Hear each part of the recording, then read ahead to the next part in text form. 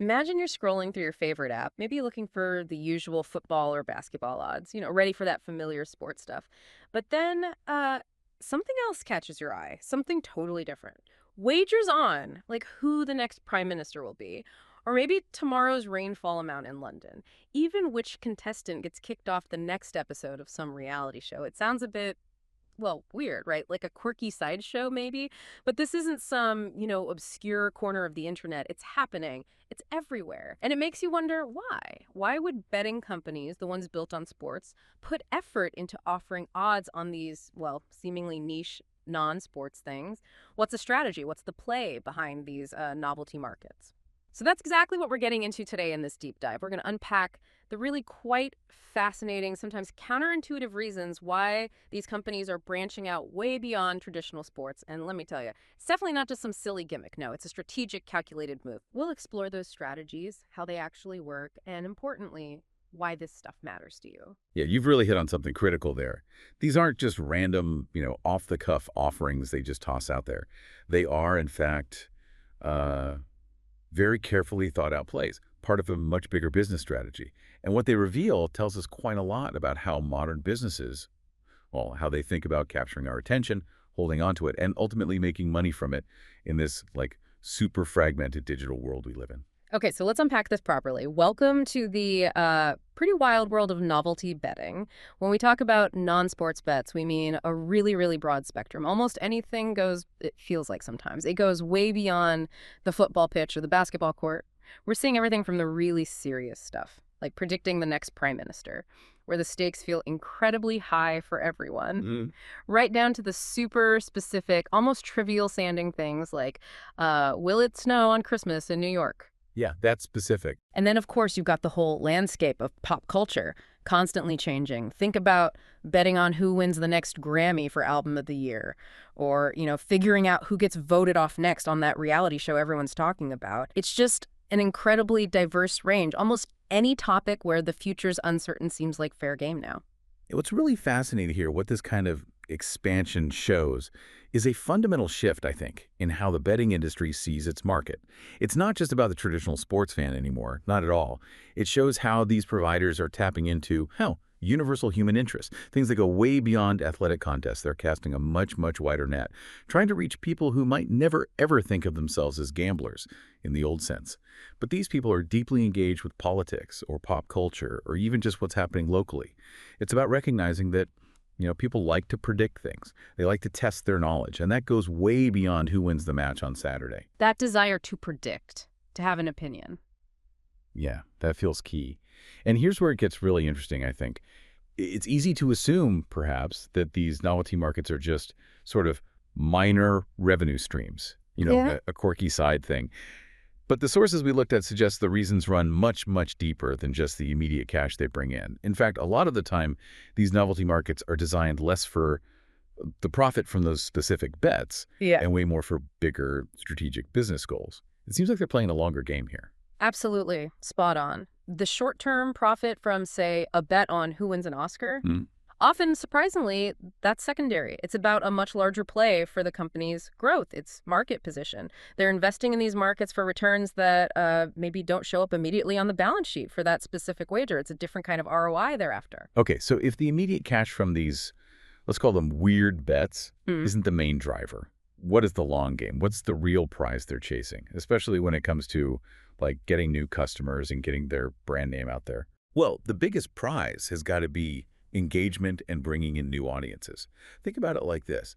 Not everyone follows sports, right? You might not know anything about, say, cricket rules or the offside trap in football, but nearly everyone follows something. Could be politics day to day, could be celebrity news, pop culture stuff, or even just, the weather forecast for the weekend, especially if you've got plans. Right. Everyone's got some interest outside of sports. Exactly. So by offering bets on these topics, things people are already interested in, already talking about, already reading about, well, casinos and sports books basically open the door to completely new audiences. These are folks who, like you said, might never have thought about placing a traditional sports bet before, ever. It's a really smart way to onboard new customer segments. You leverage their existing passions instead of trying to force a new one, like sports, onto them. That makes total sense. So they're not trying to convert me into a football expert. They're just saying, oh, you care about the election or the Grammys. Hey, we've got something for that interest too. Precisely. This move really shows that, yeah, in today's world, attention is the real currency, isn't it? But how do they measure that value? How does tapping into my interest in, say, reality TV translate into something valuable for them beyond just getting me to sign up? Well, it's about lowering that barrier to entry significantly. If you can connect with something someone already cares about, something they already invest mental energy in, you're not fighting an uphill battle trying to make them care about horse racing form guides. Instead, you're meeting them right where their interests are. So making that first leap, placing that first small wager, feels much more natural, less intimidating. And the value, it often comes down to customer acquisition cost, or CAC. It can be cheaper, more effective to get a new customer by offering a bet on a popular TV show than through, expensive TV ads trying to sell them on sports betting. And once they are on the platform, once they're signed up, well, then the long-term value often comes from other things they might bet on later. Ah, okay. And then there's that media buzz you mentioned, that free advertising angle. We see it all the time, don't we? Especially around elections or big award shows. You open a news website and there's a headline, Bookies slash odds on candidate X after debate.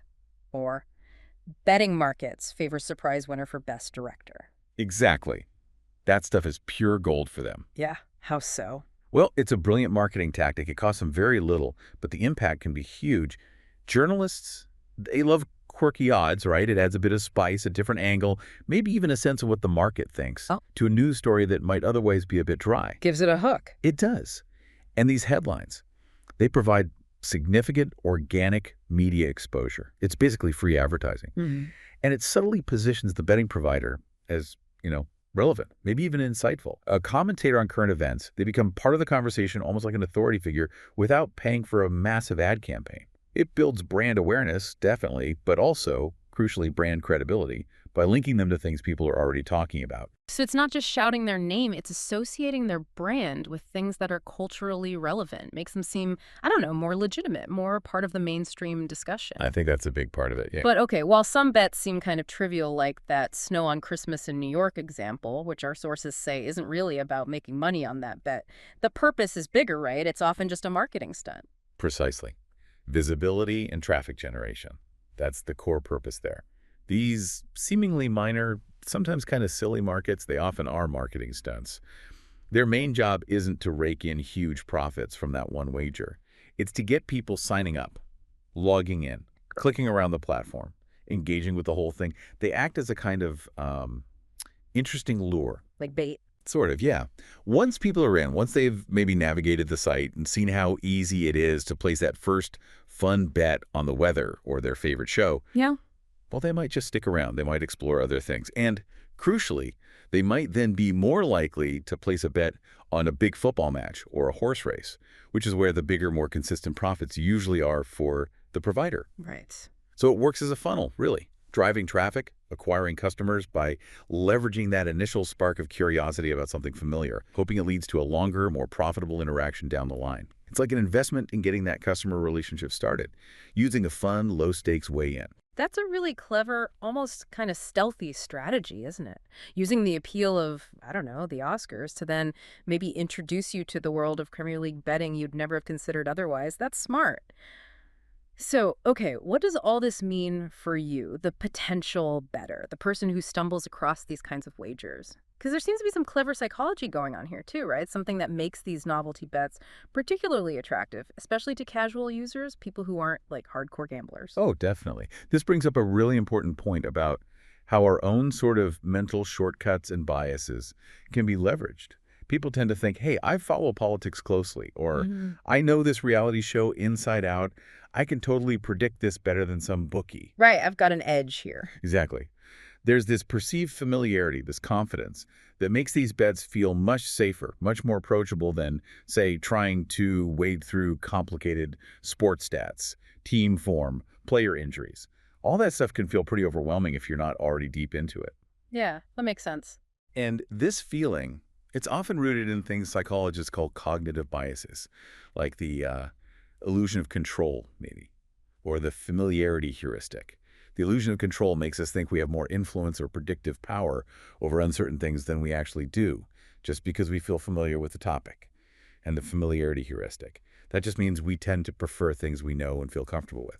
So just because I watch the news every night doesn't mean I can actually predict an election outcome better than the betting market? Well, not necessarily, no.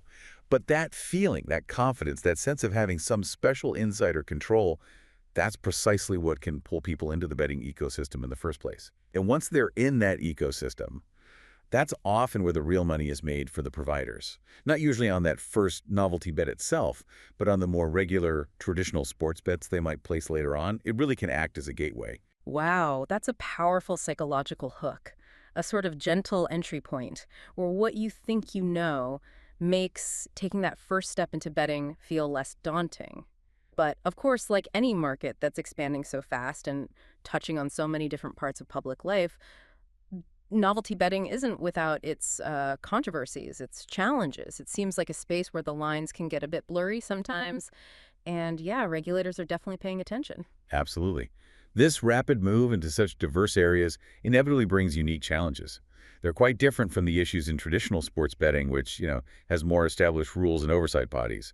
We've definitely seen regulators in different countries starting to step in, trying to address some specific concerns that pop up with these kinds of markets. Like what sort of concerns? Well, for instance, political bets. They can be seen as potentially manipulative. The core worry there revolves around questions about whether they could influence democratic processes or if they're truly fair. That touches on really sensitive stuff about how society works. Right, fundamental trust issues. Exactly. The challenge for regulators is managing the perception, even if direct proof is hard to find, that these bets could somehow sway results or create an unfair playing field.